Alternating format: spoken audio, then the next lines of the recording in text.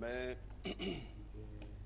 آج بات کروں گا ایک پاکستانی شہری کے ہوتے ہوئے کہ پارٹی کا چیئرمین ہوتے نہیں، پاکستان کا ایک شہری کی طرح۔ دیکھیں، میں ایوب خان کے دور میں بڑا ہوا۔ جب ہم اسکول میں تھے تو ایوب خان کا دور تھا، اور ہم نے کبھی جمہوریت نہیں دیکھی تھی۔ تو جب میں پہلی دفعہ کرکٹ کھیلنے گیا انگلینڈ، اور پھر میں ادھر پڑھائی کی، پھر میں نے کوئی 18 سال پروفیشنل کرکٹ کھیلی وہاں، تو میں نے پہلی دفعہ وہ جو سسٹم ہم نے اپنایا ہوا ہے، ویسٹ منسٹر ڈیموکریسی پاکستان میں جو ہم نے اپنایا ہوا ہے، وہ میں نے پہلی دفعہ جب 18 سال کی عمر میں گیا تو میں نے وہ سسٹم دیکھا، اور وہ میں نے سسٹم اندر سے دیکھا۔ یونیورسٹی میں بھی میں نے پولیٹکس پڑھی، اور جب میں نے وہ سسٹم کو اندر سے دیکھا اور سمجھا ان کا کہ کیوں ان کی پارلیمنٹری ڈیموکریسی کامیاب ہے، تو میں دو نتیجوں پہ آیا۔ دو وجہ ہیں، دو بنیادی فاؤنڈیشنز جن کے اوپر ان کی جمہوریت کھڑی ہے اور ان کا ملک کھڑا ہے۔ Number 1، rule of law. جب برطانیہ کے اوپر پورا ہٹلر کا آنسلاٹ تھا، تو چرچل کے پاس لوگ گئے کہ جی ہمارا ملک بچ جائے گا۔ اس نے بجائے جواب دینے کے لیے کہ ہماری فوج کتنی تکڑی ہے، اس نے کہا ہماری عدالتیں انصاف دے رہی ہیں۔ اگر ہماری عدالتیں انصاف دے رہی ہیں، ہم کبھی تباہ نہیں ہو سکتے۔ اور دوسرا، ان کا جو مورل سٹینڈرڈز اور مورل ویلیوز ہیں، جو ان کی اخلاقیات ہے، وہ ایک بہت جو لیڈرشپ کی ایک بڑی معیار کی۔ سو یہ دو چیزیں تھیں جو دونوں میں نے پاکستان کے اندر نہیں دیکھی۔ نہ یہ رول آف لا تھا، اور جو ہماری اشرافیہ کی جو اخلاقیات تھی، اس کی بڑی نچلی سٹینڈرڈ تھی، اور وہ گرتی گئی۔ یہ دو چیزیں تھیں، اور تیسری چیز تھی فریڈم آف ایکسپریشن۔ یہ جو آج ہم ادھر کھڑے ہیں، ادھر ایک ہائیڈ پارک کارنر ہوتا ہے، ابھی بھی ہے، تو وہاں کوئی بھی سنڈے کو چلا جائے، وہ جو کھڑا ہوتا تھا وہ جا کے جو مرضی بولنا چاہتا تھا وہ بولتا تھا۔ لیکن اگر آپ پبلکلی کسی بھی انسان کو سلانڈر کریں، یعنی اس کے کردار کشی کریں، تو جتنے اسٹرکٹ قانون وہاں تھے، میں وہ ایک کیس لڑا ہوں انگلینڈ کا، وہ 3 ہفتے front page headline case تھا۔ 2 ان کے کھلاڑی این بوتھم اور ایلن ڈیم نے میرے اوپر کیس کیا، اور میں وہ عدالت کے اندر وہ کیس لڑا ہوں، اور میں آپ کو یہ بتا سکتا ہوں کہ ان کی اتنی اسٹرکٹ سٹینڈرڈز ہیں۔ آپ اگر کسی کی توہین کر دیں، سلانڈر کر دیں، تو جو پروٹیکشن ہے ایک انسان کو اپنی ڈگنیٹی کی، وہ کبھی بھی میں نے پاکستان میں نہیں دیکھی۔ سو پہلے میں آپ کو بیس کر دوں کہ جو میرا ایکسپیرئنس تھا جمہوریت کا، freedom of expression, rule of law, فلاحی ریاست، وہ میں نے ساری برطانیہ کے اندر دیکھی۔ اور میں اس عمر میں گیا تھا جب یہاں نہ کوئی ڈیموکریسی تھی، یہاں ڈکٹیٹرشپ تھی، اور جو مورل سٹینڈرڈز تھے، ابھی بھی انگریز جب یہاں سے گیا تھا تو کافی ہماری جو موریلٹی تھی وہ کافی اوپر تھی، وہ آہستہ آہستہ گرتی گئی۔ اور میں پھر جب پاکستان میں جو اب میں آپ کا تجزیہ دیتا ہوں، آپ سب یہ کہہ رہے تھے پہلے کہ پاکستان میں مسئلہ کیا ہے، اور بیسکلی آپ نے سب نے ایک ہی بات کی، اصل میں رول آف لا نہیں ہے۔ جو طاقتور ہے وہ قانون سے اوپر ہے۔ اسی لیے میں نے جب اپنی پولیٹکس شروع کی تو اس کا نام رکھا تحریک انصاف، کہ انصاف کا مطلب یہ ہوتا ہے کہ قانون کے سامنے سب ایک برابر ہوتے ہیں، یہ ہے انصاف۔ سمپل یہ ہے، حضرت علی کا قول ہے کہ کفر کا نظام چل جائے گا لیکن نا انصافی اور ظلم کا نظام نہیں چل سکتا۔ بیسکلی جو ابن خلدون نے آج سے پتہ نہیں 700-800 سال پہلے بات کہی تھی، اس نے کہا کہ میرا جو تجزیہ ہے قرآن کا، کہ اللہ نے انسان کو زمین پہ بھیجا ہی ایک وجہ سے ہے کہ میری زمین پہ انصاف قائم کرو۔ سو بیسکلی ایک معاشرہ جو ہوتا ہے وہ سویلائز معاشرہ ہوتا ہی انصاف پہ ہے. اور رول آف لا کا مطلب یہ ہوتا ہے کہ قانون کے نیچے سب ایک برابر. اور پھر میں نے پہلے ویسٹرن سسٹم سارا اسٹڈی کیا, اور پھر میں نے اپنی اسلام کی تاریخ اسٹڈی کی. میں جو مدینہ کی ریاست کی بات کرتا ہوں, آپ کو حیرت ہوگی کہ جو آج ویسٹرن ڈیموکریسیز جن پرنسپلز پہ کھڑی ہیں وہ ساری مدینہ کی ریاست کی پرنسپلز ہیں. رول آف لا, سب سے پہلی چیز کہ نبی صلی اللہ علیہ وسلم نے کہا میری بیٹی بھی اگر جرم کرے گی اس کو سزا ملے گی, کوئی قانون سے اوپر نہیں ہے. اور جو سب سے امپورٹنٹ بات کہی میں, اور یہ پھر میرا 70 سال کی عمر کا ہو گیا ہوں, ساری دنیا میں جو میں نے دیکھا ہے ایک ڈفرنس ہے خوشحال معاشروں میں اور وہ جدھر غربت ہے, ایک ہی ڈفرنس, رول آف لا. جس معاشرے کے اندر قانون ہوتا ہے, انصاف ہوتا ہے, وہ ہمیشہ خوشحال ہوتا ہے. اور نبی صلی اللہ علیہ وسلم نے تب 1500 سال پہلے کہہ دیا تھا کہ تمہارے سے پہلے بڑی قومیں تباہ ہوئیں جدھر کمزور کے لیے, ایک کمزور چوری کرے تو جیل میں, طاقتور چوری کرے تو NRO مل جائے. یہ تب وہ کلیئر تھا کہ جب آپ طاقتور ڈاکو کو نہیں پکڑ سکتا, جو بھی معاشرہ وہ تباہ ہو جاتا ہے. آپ ساری ڈیولپنگ ورلڈ دیکھ لیں, ساری ڈیولپنگ ورلڈ دیکھ لیں, ایک ہی مسئلہ ہے وہاں, طاقتور سے چوری کر کے سارے پیسے بھجوا دیتا ہے ویسٹرن اکاؤنٹس میں. ایک fact I panel, United nations کے سیکرٹری جنرل نے ایک پینل آف اکانومسٹ بٹھائی جس نے صرف اس کا کام تھا کہ آپ یہ بتائیں کہ کیسے امیر ملک امیر ہوتے جا رہے ہیں, غریب ملک غریب ہوتے جا رہے ہیں. اس پینل نے ایک سال کے بعد رپورٹ دی, انہوں نے کہا 1.7 ٹریلین ڈالرز, 1700 ارب روپیہ غریب ملکوں سے ہر سال چوری ہو کے امیر ملکوں میں اور آف شور اکاؤنٹس میں جاتا ہے. ساری جو غریب ملک ہیں ادھر ساری جگہ جو ان کے صاحب اقتدار ہیں, جو اشرافیہ ہے, وہ پیسہ چوری کر کے باہر بھیج دیتی ہے. وہ ڈفرنس بڑھتا جا رہا ہے. اور وہ کیوں ہیں؟ کیونکہ ان کے اندر وہ ابیلٹی نہیں ہے, ان کے اندر قانون نہیں ہے طاقتور کو لانا قانون کے نیچے. اس لیے میں نے اپنی پارٹی بنائی تھی آج سے 26 سال پہلے, اور تب سے میری سٹرگل ایک ہی ہے. سٹرگل یہ ہے کہ یہ جو دو خاندان اس ملک کے اوپر 32 سال ہو گئے ہیں, اب انہوں نے 32 سال باریاں لی ہیں, یہ جو اوپر بیٹھے ہوئے ہیں, یہ جب تک آپ ان کو قانون کے نیچے نہیں لے کے آئیں گے, یہ کرپشن تو سمٹمز ہے نا, ایک بیماری ہے رول آف لا نہ ہونے کی, سمٹمز یہ ہے کہ وہ کرپشن ہے. یہ تب سے سٹرگل تھی, شروع ہوئی 26 سال پہلے. پاکستان میں کیوں نہیں رول آف لا آیا؟ ملٹری ڈکٹیٹرز نے 64 سال میں آدھا ملٹری نے حکومت کی ہے, آدھا کی ہے ان دو خاندانوں نے. کیوں نہیں دونوں کے دور میں رول آف لا آیا؟ ملٹری جب ایک ڈکٹیٹر ملک کو سنبھالتا ہے, ٹیک اوور کرتا ہے, تو وہ by definition rule of law کو ختم کر دیتا ہے, وہ اپنے آپ کو قانون کے اوپر لے آتا ہے. اور وہ پھر جب ڈکٹیٹر اپنے آپ کو ڈیموکریٹ بنانے کی کوشش کرتا ہے, وہ سارے اداروں کی دھجیاں اڑا دیتا ہے. تینوں ڈکٹیٹرز نے یہ کیا, ساروں نے اپنے آپ کو جمہوری بنایا, بائی ڈیفینیشن انہوں نے اداروں کو کمزور کر کے رکھ دیا, اپنے آپ کو قانون کے اوپر رکھ دیا.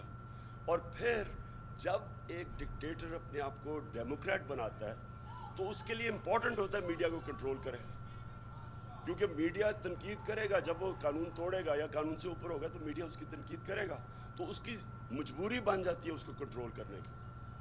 جنرل مشرف نے شروع میں, کیونکہ لوگ ان دو پارٹیز کے 11 سالوں میں تنگ تھے, اور ہمیں پتہ ہے کہ جب جنرل مشرف نے ٹیک اوور کیا تو یہاں بڑی خوشیاں بنی, کیونکہ دو دفعہ وہ دونوں گورنمنٹس کرپشن پہ نکالی گئی اور کرپشن کر رہی تھی. جب جنرل مشرف نے ٹیک اوور کیا تو وہ پاپولر تھا, کیونکہ اس میں خوشحالی بھی آنی شروع ہوگی. وہ اور بات ہے کہ وار آن ٹیرر میں شرکت کی جس نے تباہی مچائی. تو ہوا کیا کہ آہستہ آہستہ وہ جماعتیں ریوائیو ہونا شروع ہو گئی. اس نے پہلے شروع میں میڈیا کو کھول دیا. جب اس نے دیکھا, جب خاص طور پہ وہ چیف جسٹس کی موومنٹ شروع ہوئی ہے آزاد عدلیہ کی, تو اس نے تب جا کے میڈیا کو کلیم ڈاؤن کیا کہ اس کے خلاف جانی شروع ہوگی. اس سے پہلے میں آپ کو بتاتا ہوں, کیونکہ میں تو اپوزیشن میں تھا, میڈیا کے اوپر کبھی اس طرح کی جو آج میں دیکھ رہا ہوں کبھی میڈیا کے اوپر اس طرح کی انہوں نے کلیم ڈاؤن نہیں کیا جو آج ہے. اب یہ دو پارٹیز آئیں, دو خاندان, ان کی کیا مجبوری؟ دونوں کرپشن پہ پکڑے شروع کر دی انہوں نے کرپشن. جب کرپشن کی تو ان کی مجبوری بن گئی عدلیہ کو بھی آن سائڈ رکھا جائے اور میڈیا کو بھی کنٹرول کیا. یہ دو ایریا سے یہ ڈرتے تھے. تیسرا ان کا مسئلہ تھا فوج, کیونکہ وہاں ایسا کو سارا پتہ تھا ان کی چوریوں کا, وہ سارے ریکارڈ رکھتے تھے. تو ان کی مجبوری کیا ہوئی؟ نواز شریف کا سارا اینڈ میں وہ عدلیہ کو بھی سنبھال لیتا تھا, میڈیا کو بھی سنبھال لیتا تھا, لیکن اس کا پرابلم ہو جاتا تھا فوج. وہ پھر وہ آرمی چیفز کے ساتھ اس کا مسئلہ بنتا تھا. وہ اس لیے نہیں تھا کہ وہ رول آف لا چاہتا تھا, اس کا پرابلم یہ تھا کہ یہ ساری جو رپورٹس نکلتی تھی کرپشن کی, یہ نکلتی تھی ایجنسیز کے ذریعے. زرداری کا سملر پرابلم تھا. تو انہوں نے بھی میڈیا کو کلیم ڈاؤن اس لیے کیا کہ یہاں وہ کنٹرول کرنا چاہتے تھے انفارمیشن. میرے اوپر نجم سیٹھی نے, جب میں پاور میں آیا تو اس نے میرے اوپر الزام لگایا, دو اس کے الزام لگائے. میں عدالت میں چلا گیا, 3 سال ایز پرائم منسٹر مجھے تو کوئی ریلیف نہیں ملا. نواز شریف کے اوپر اس نے جب 97 یا 98 میں الزام لگایا, اس نے اس کو 3 دن بند کر کے مار پڑوائی. فرق کیا تھا؟ فرق یہ تھا کہ میں جب بنا تو مجھے کوئی میڈیا سے کبھی خطرہ نہیں تھا. میں یہ آپ کو کلیئر کر دوں کہ جب میں پرائم منسٹر بنا, مجھے تو میڈیا سے کبھی ڈر نہیں تھا. اور آپ اگر اٹھا کے دیکھیں جتنی تنقید مجھے 3.5 سال سے میڈیا سے ہوئی, کسی پرائم منسٹر کو نہیں ہوئی ایسی تنقید. میں نے تو کبھی کوشش نہیں کی میڈیا کو پیسے کھلانے کی. میں نے ایک میڈیا کے اوپر کبھی کسی کے اوپر ایکشن, سوائے نجم سیٹھی کیونکہ اس نے ذات پہ مجھے اٹیک کیا تھا, اس کے اوپر عدالت میں گیا, میں نے ایک میڈیا کے اوپر کوئی ایکشن نہیں لیا. یہ شیرین کو پتہ ہے کہ کئی دفعہ 3-4 دفعہ ہوا ہے میرے خیال میں. ہمیں کیبنٹ میں جب میٹنگ پہ آئے پتہ چلا جی کسی کو اٹھا لیا جرنلسٹ کو, وہ میرے انسٹرکشنز کے اوپر کبھی کسی کو نہیں اٹھایا. پرابلم کچھ اور تھا, اور وہ میں آپ کو بھی ذرا پہلے میں آپ کو بتاتا ہوں کہ میرے 3.5 سال میں نے کیا چیز دیکھی اور آگے وے فارورڈ کیا آج پاکستان کا. یہ بڑا کرٹیکل ہے کہ ہم ریئلائز کریں کہ ہم آج کدھر کھڑے ہیں اور ہم اب آگے کیسے جا سکتے ہیں. ہوا کیا کہ پرابلم مجھے صرف ایک تھا, سلانڈر کا. یعنی جب فیک نیوز ہوتا تھا, میرے کئی منسٹرز کے اوپر آ گیا جی کیا انہوں نے ٹیکس چوری کیا یا کچھ کیا, تو جس منسٹر کی بھی مجھے پتہ چلتا تھا کہ اس کے اوپر کوئی خبر آئی, میں امیجیٹلی اس کو واٹس ایپ کرتا تھا اور میں کہتا تھا اب اس کو اپنے آپ کو ڈیفینڈ کرو کہ بتاؤ کہ کیا ہوا. تو وہ پتہ منسٹر ایونچولی, اور 2 کا مجھے پتہ ہے, انہوں نے پتہ کہ فیک نیوز تھی. اب دیکھیں اگر گورنمنٹ میں آپ بیٹھے ہوئے ہیں, آپ کوشش کر رہے ہیں کہ کلین گورنمنٹ دینے کے لیے, اور جب ایک کوئی فیک نیوز اس کے اوپر آ جاتا ہے جو کہ انٹیگریٹی گورنمنٹ, ایک منسٹر کے اوپر جب کوئی کہتا ہے نا کہ اس نے ٹیکس نہیں دیا, گورنمنٹ کی انٹیگریٹی افیکٹ ہوتی ہے. میرا صرف مسئلہ یہ تھا کہ جو کسی بھی ویسٹرن ڈیموکریسی کے اندر, کیونکہ میں برطانیہ کو تو جانتا ہوں بڑی اچھی طرح, ہمارے 2 ایک وزیر تھا اور ایک ہمارا ایک پارٹی کا آدمی تھا. دونوں کے اوپر جب سلانڈر ہوا انہوں نے لنڈن میں جا کے کیس کیا اور ان کو ڈیمیجز ملے. پاکستان میں کچھ رسپانس نہیں ملتا تھا, نہ کسی کو فکر ہے, نہ کوئی ڈرتا ہے یہاں. تو دیکھیں 2 مختلف چیزیں, ایک ہے freedom of expression. Freedom of expression کے بغیر دنیا میں کوئی انسانی معاشرہ پروگریس نہیں کر سکتا. لیکن جو ہر چیز کی لمٹ ہوتی ہے. ایک آپ لائن کراس کریں جدھر آپ کسی کو بلیک میل کریں, اس کی توہین کریں, اس کے اوپر فیک نیوز بنائیں, اس کی انٹیگریٹی کے اوپر, اور وہ گورنمنٹ میں بیٹھا ہوا ہے, تو اس کے بعد ریکورس ہونا چاہیے ان کو اپنے آپ کو ثابت کرنا کہ اور دوسرے کو سزا ملنی چاہیے اس پر, جو کہ برطانیہ میں ہے. جو میں کیس لڑا تھا اس پہ اتنا بڑے ڈیمیجز انوالوڈ تھے کہ اگر وہ میں کیس ہار جاتا تو کمپلیٹلی بینکرپٹ ہو جانا تھا.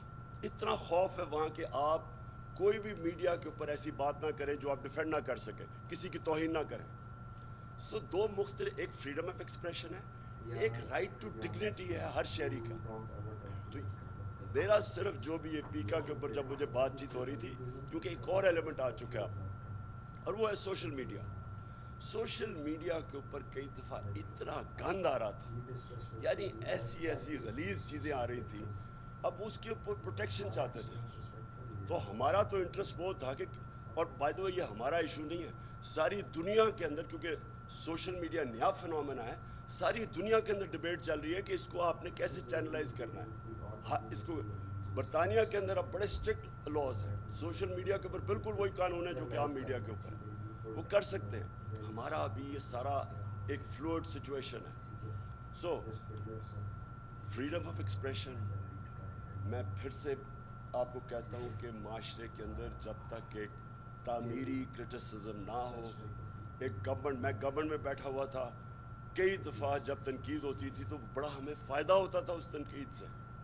وزیروں کو میں پوچھتا تھا کہ یہ تمہارے اوپر آئی ہے، تمہاری وزارت پہ آئی ہے، یہ فائدہ کرواتے ہیں، یہ ہمارے ایک واچ ڈاگ ہے.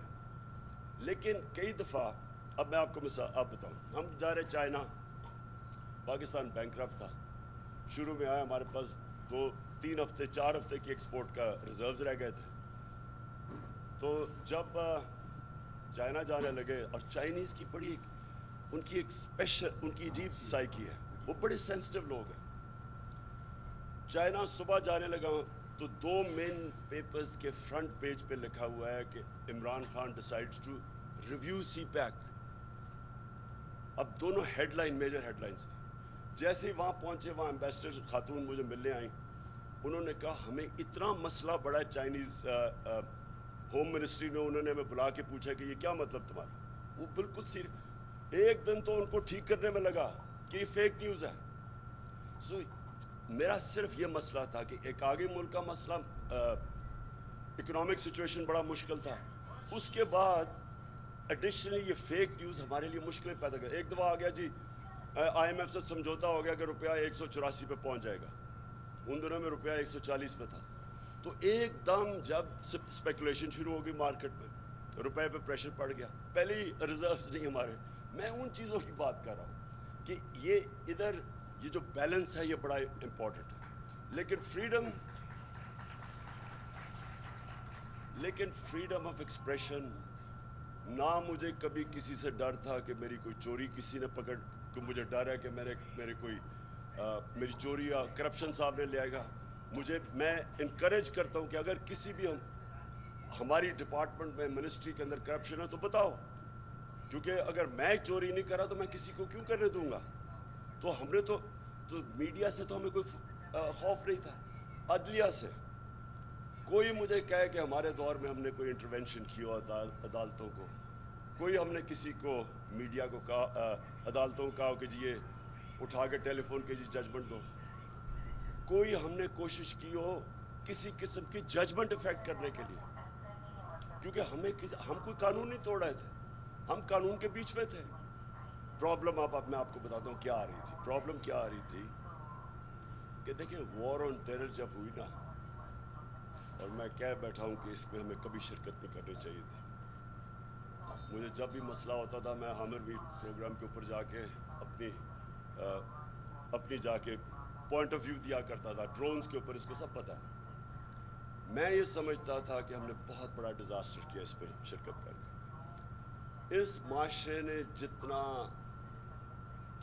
ڈیمیج اٹھایا ہے اس وار آن ٹیرر کی وجہ سے، کبھی بھی کوئی کمیشن بیٹھے تو پتہ چلے کہ ہمیں کتنا اس نقصان ہوا ہے. اس سے چھوڑیں کہ ہم نے اپنے اربوں ڈالر کا نقصان ہوا، قبائلی علاقہ ہمارا اجڑ گیا، 80,000 لوگ ہمارے قربان ہوئے اس وار کے اندر. ڈرون اٹیکس کبھی بھی یہ انہرڈ آف ہے کہ آپ ہی کا ملک کسی کی جنگ میں شرکت کر رہا ہے ان کی، اور وہ آپ ہی کو اٹیک کر رہے ہیں. یہ ہیومن ہسٹری میں کبھی نہیں ہوا. لیکن جو سب سے بڑا ڈیزاسٹر ہوا کہ ہمارے جو لوگوں کے سول اور ہیومن رائٹس تھے وہ افیکٹ ہوئے. وار آن ٹیرر کے اندر لوگوں کو اٹھانا شروع کر دیا، مسنگ پرسن شروع ہو گئے. سب سے پہلے میں نے مظاہرہ کیا تھا مسنگ پرسن کا 2003 میں، جب عافیہ صدیقی کو اٹھا لیا تھا.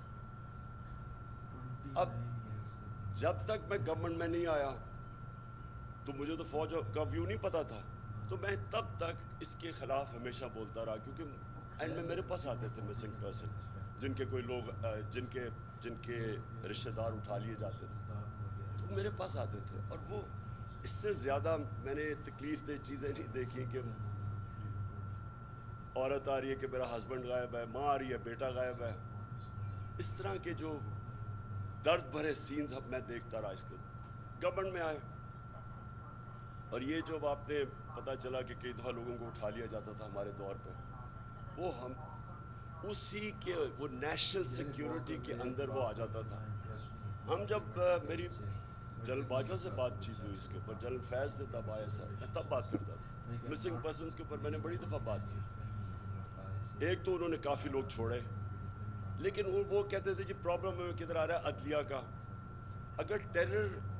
اگر ایک ٹیررسٹ کو ہم دیتے ہیں عدالتوں میں، اس کا ثابت کرنا بڑا مشکل ہے کہ وہ واقعی وہ اس نے وٹنسز کدھر سے آئیں گے.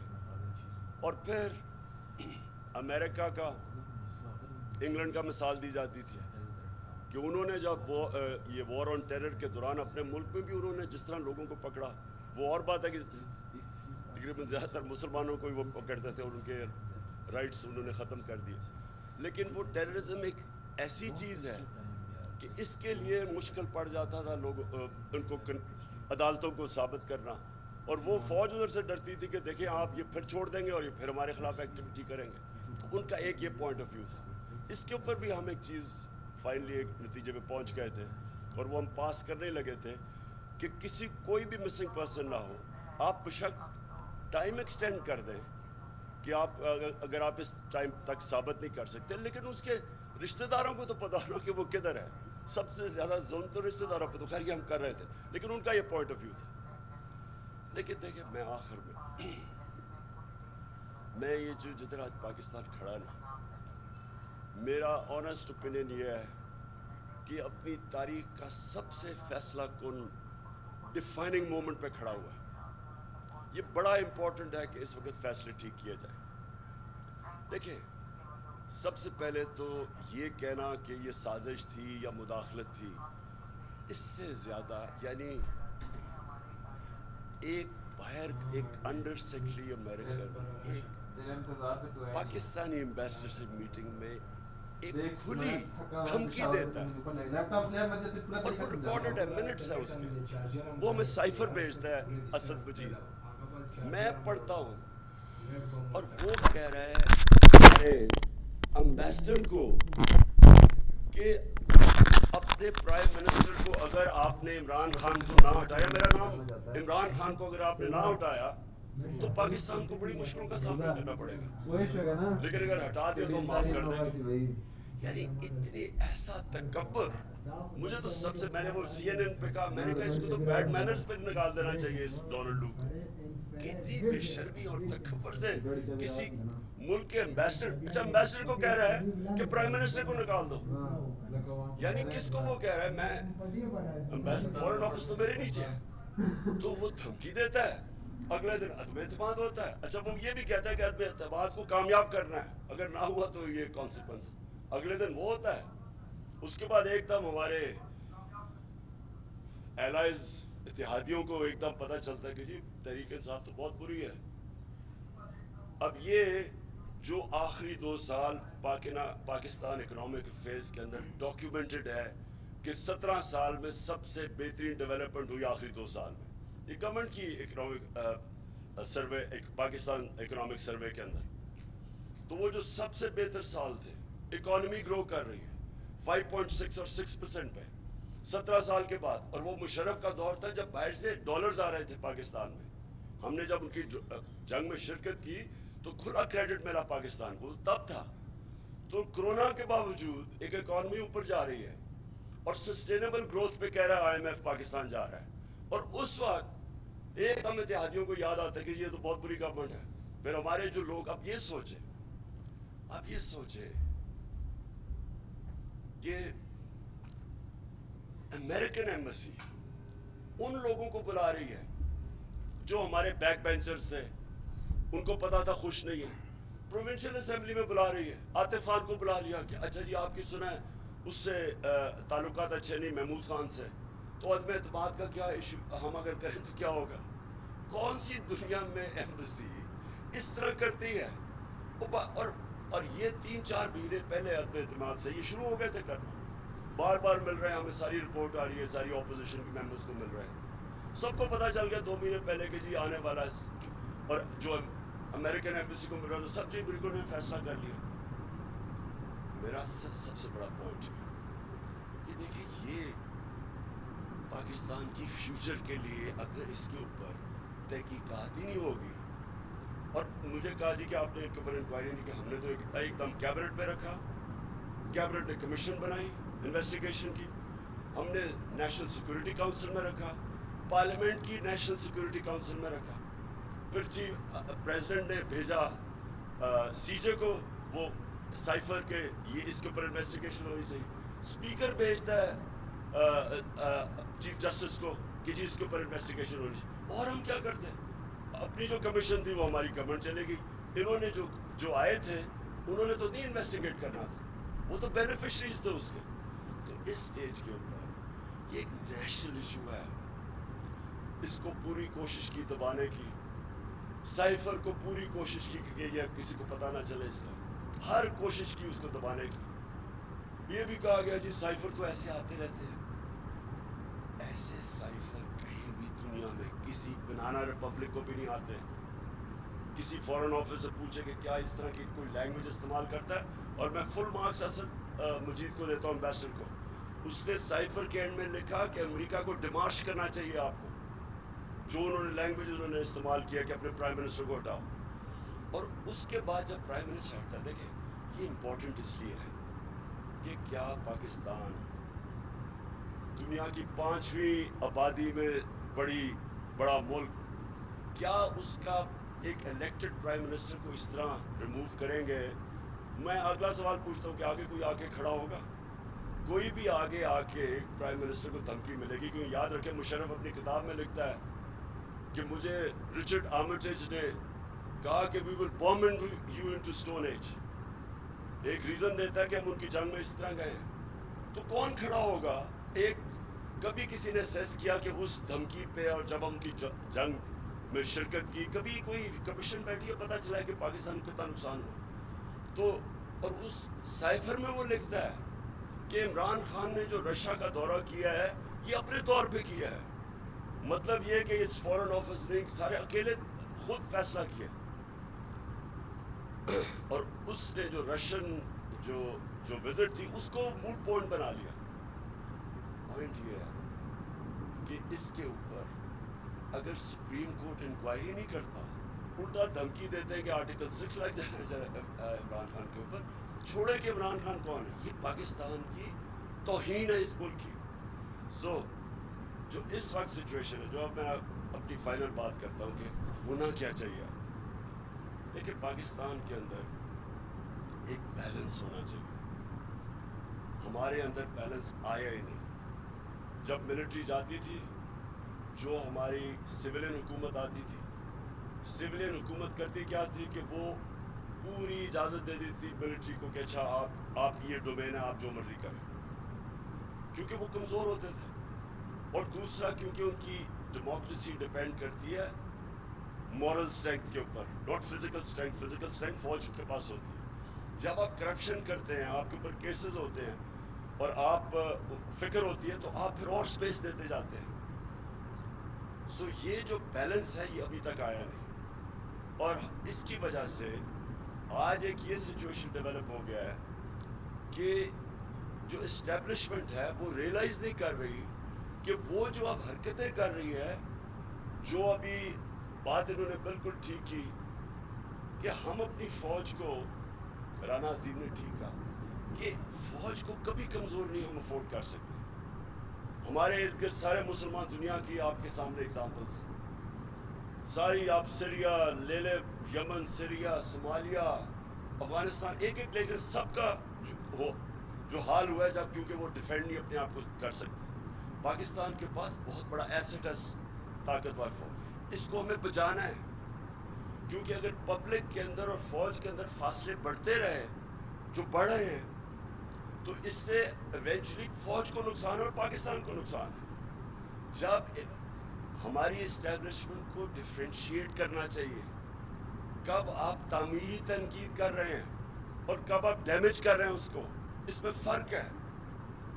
जब आप उनको ये कहते हैं कि आप जब एक इस्टेब्लिशमेंट के फुटप्रिंट इस तरह आ जाता है कि सहाफ़ियों को पकड़ पकड़ के आप ये कर रहे हैं, और जो थोड़ी सी भी आप समझे कि तनकीद हुई है फ़ौज की तो आपने एक्शन ले लिया, ये नुकसान दे रहा है हमारी फ़ौज को, इससे फ़ायदा नहीं हो रहा। इंफॉर्मेशन रुक नहीं सकता।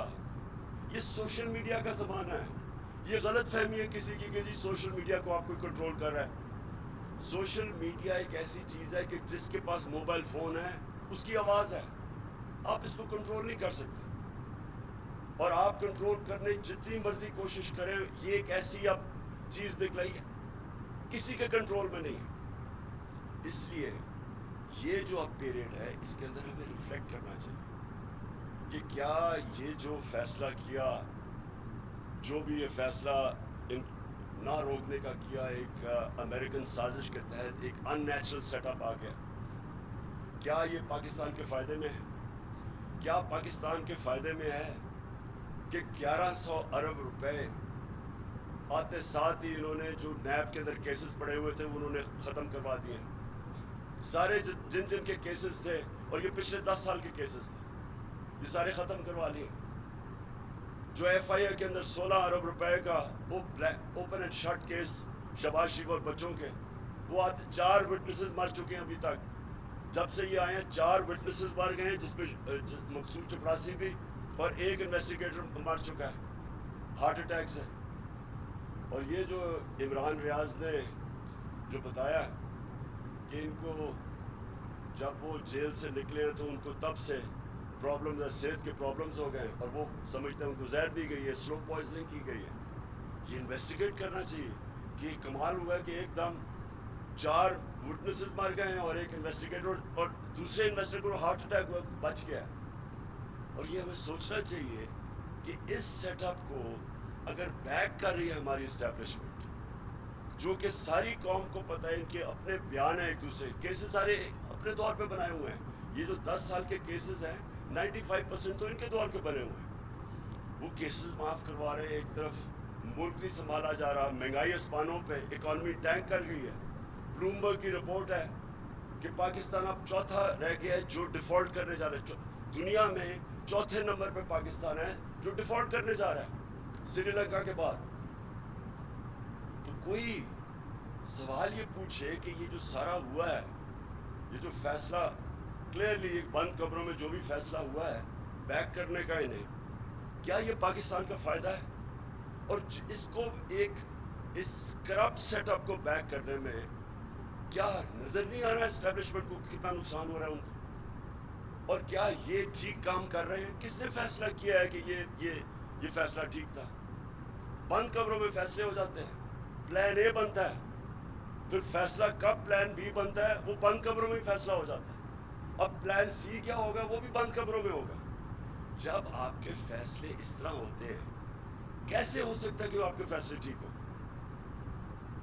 ये जो इस तरह के फैसले होते हैं, क्योंकि हम एस्टेब्लिशमेंट की बात कर रहे हैं, दुनिया की तारीख की अपने वक्त की तो सबसे बड़ी सबसे ताकतवर फौज है। एक हिटलर की उस वक्त 1941 में सबसे ताकतवर दुनिया की फौज थी, और दूसरी नेपोलियन की। दोनों फौजें तबाह हो गई रूस के अंदर। कैसे तबाह हुई? रूस की उन्होंने जब अटैक किया तो सर्दी आनी शुरू हो गई। बड़े लोगों ने समझाया, अपने जनरल्स ने, अपने टॉप को जो 2-3 थे, लेकिन डरते थे। नेपोलियन का भी बहुत बड़ा स्टेचर था और हिटलर सुनता ही नहीं था। उन्होंने समझाया कि ये सर्दियाँ आ रही हैं, तो जो यू टर्न करनी चाहिए थी, बाय द वे जनरल्स के लिए, लीडर्स के लिए यू टर्न बहुत ज़रूरी होती है,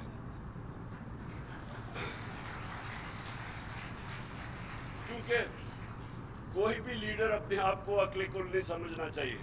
गलतियाँ होती हैं लीडर से, बेहतर ये होता है कि गलती पहचान के तो وہ کہتے ہیں نا when you're in a hole stop digging. آپ کو پتا ہونا چاہیے کہ یہ اب میرے سے غلطی ہوگی ہے تو اب واپس آ جائیں. دونوں دنیا کی اس وقت کی سب سے طاقتور فوج سردیوں میں تباہ ہو گئی، روس کی سردیوں میں. آج بھی ایک ہی راستہ ہے.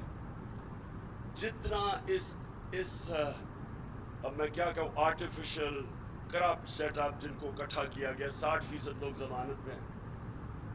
میں جو دو باتیں کہی تھی انگلینڈ کے اندر، دو چیزیں، ایک رول آف لا تھا اور ایک ان کی اخلاقیات تھی. آپ صرف ایک چیز سوچ لیں، بورس جانسن بھاری اکثریت سے جیتا ہے، وہ اس کی اپنی پارٹی نکال دیتی ہے. کس چیز پہ؟ پاکستان میں خبر بھی نہیں بنی تھی یا خبروں میں بھی نہیں آنا تھا کہ جناب کورونا کے دور وہ نے جب 10 ڈاؤننگ اسٹریٹ میں انہوں نے جب کام ختم کیا تو وہ سارے گیدر ہو گئے ڈرگس کے لیے. یہ خبر بھی نہیں بنی تھی. اس کے اوپر اچھا اس نے کیونکہ کور اپ کیا، جھوٹ بولا، اس کو فارغ کر دیا. کلنٹن اور بیوی اگر کہہ رہی ہے کہ جی مجھے مونیکا لیونسکی کا فرق نہیں پڑتا، اس کو انہوں نے امپیچمنٹ کر دی اس کی.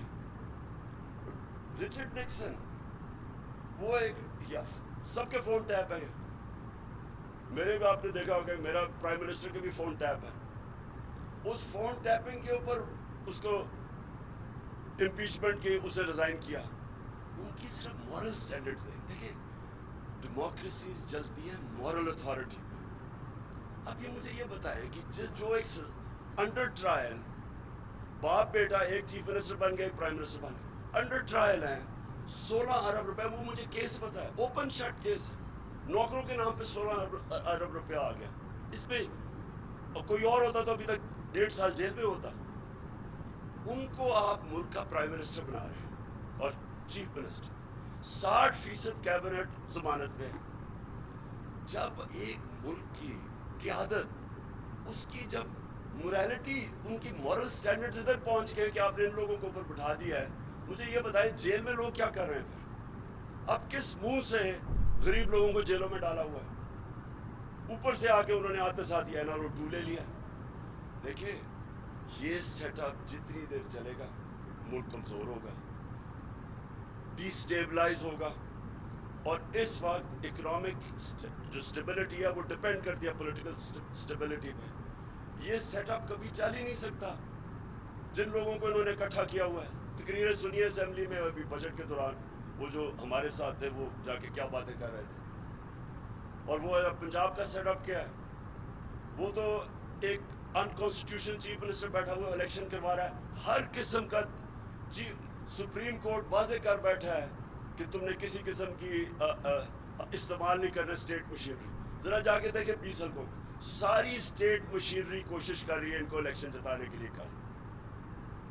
تو اگر اس سیٹ اپ کو اس طرح زیادہ آگے جا کے انلیگل کام کر کے اس سیٹ اپ کو اوپر رکھنا، اکاؤنٹیبلٹی ختم کر کے کس کو نقصان ہو رہا ہے؟ سارا ایونچولی سارا قوم دیکھ رہی ہے اسٹیبلشمنٹ کی پاور ان کے پاس ہے، ساری قوم ادھر دیکھ رہی ہے. اپنی اسٹیبلشمنٹ، اپنی فوج کو بچانے کے لیے تعمیری تنقید ضروری ہے. ہمارے جو جرنلسٹ ہیں ان کو موقع دیا جائے تعمیری تنقید کرنے کی، کورس کریکشن کے لیے.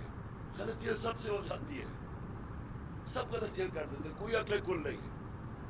لیکن ایک جو تنقید ہوتی ہے وہ ایک جو بھی پاور میں ہوتا ہے اس کے لیے سارا وقت موقع مل رہا ہوتا ہے اسے ڈفرینٹ اوپینین سن کے کہ میں کدھر ٹھیک جا رہا ہوں کدھر غلط. ایک اس جو بھی اوپر ڈیسیژن میکر ہے اس میں ایبلٹی ہونی چاہیے کہ یہ تنقید خود ہی فیصلہ کرے کہ یہ تنقید تعمیری ہے اور یہ تنقید کے پیچھے ایجنڈا ہے، وہ فیصلہ کرے. لیکن تنقید کو بند کرنا، یہ تو اپنے آپ کو ایک فولس پیراڈائز میں رکھنا ہے. اور یہ نقصان سب کو ہو رہا ہے، ساری قوم کو ہو رہا ہے. جتنی دیر تک یہ انسٹیبلٹی چلتی رہے گی اتنی دیر تک اکانومی ہماری نیچے جاتی رہے گی. اور اکانومی اگر 4 نمبر پہ پاکستان ہے ڈیفالٹ کرنے والا، تو خود سوچ لیں کہ پاکستان کی آج کیا پوزیشن ہے. اور میں آج پھر سے کہتا ہوں کہ صرف ایک راستہ ہے اور وہ راستہ ہے فری اینڈ فیئر الیکشنز. صاف اور شفاف الیکشنز کے علاوہ جدھر آج ہم پہنچ گئے ہیں पाकिस्तान के पास और कोई दूसरा रास्ता नहीं है।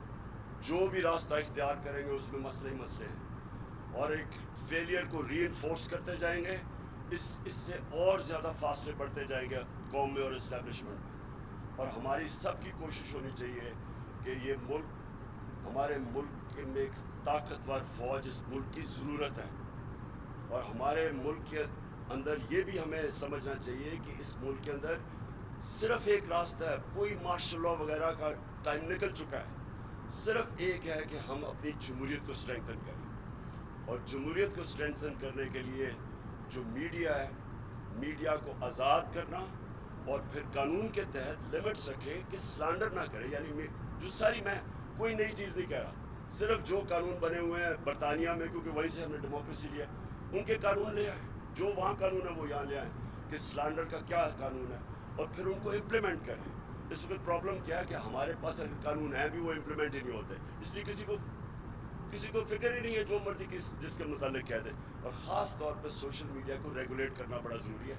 उसमें ऐसा गंद आ रहा है कि वो हमारे माशरे को बड़ा नुकसान पहुँचेगा, तो वो माशरे को बचाने के लिए रेगुलेट करना सोशल मीडिया को बहुत ज़रूरी है। मैं फिर से राना अजीम आपका शुक्रिया अदा करता हूँ। मैं सारे जो हमारे ऑनरेबल स्पीकर्स आए, मैं सारों ने बड़ी वो बातें की जो हम सब अग्री करते हैं कि फ्रीडम ऑफ एक्सप्रेशन के बाद बग़ैर कोई भी माशरा तरक्की नहीं कर सकता। शुक्रिया।